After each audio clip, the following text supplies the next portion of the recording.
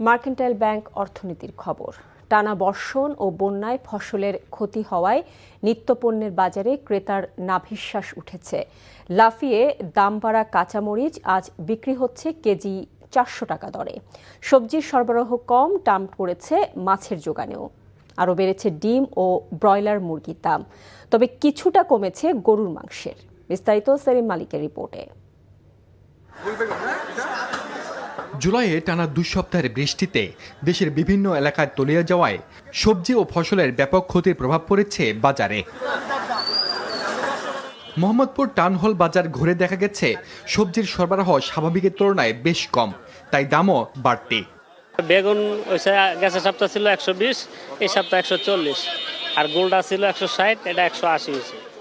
আর কাঁচামরিচ ছিল 300 টাকা কেজি, ওটা 400 টাকাও আছে, 320 টাকাও আছে, 360ও আছে। সাধারণ মানুষের যে ইনকাম সোর্স বা ইনকামের যে লেভেল পর্যন্ত, এই লেভেলে তো ক্রস করে ফেলছে। ডিমের দামেও উত্তাপ। লাল ও সাদা ডিমে ডজনে বেড়েছে 10 টাকা। লাল ডিমের ডজনে 130 টাকা ছিল, এখন 140 টাকা। সাদা 120 টাকা ছিল, এখন 130 টাকা। ডজনে 10 টাকা বাস। ডিমের সঙ্গে বেড়েছে ব্রয়লার মুরগির দামও। ব্রয়লার আগে ছিল 180 টাকা, আর এখন আমরা বিক্রি করতেছি 190 টাকা। আর সোনালী গত সপ্তাহে ছিল 320-30, এই সপ্তাহে 320-30। বেশিরভাগ দেশি মাছ আগের দামে বিক্রি হলেও পদ্মার ইলিশের দাম উঠেছে প্রায় 3000 টাকা। ভরা মৌসুমে ইলিশ পাচ্ছি না আমরা। 1 কেজির কাঁচা ইলিশ 2800 টাকা কেজি, আর 700-800 গ্রাম এটা হলো 2500 টাকা কেজি।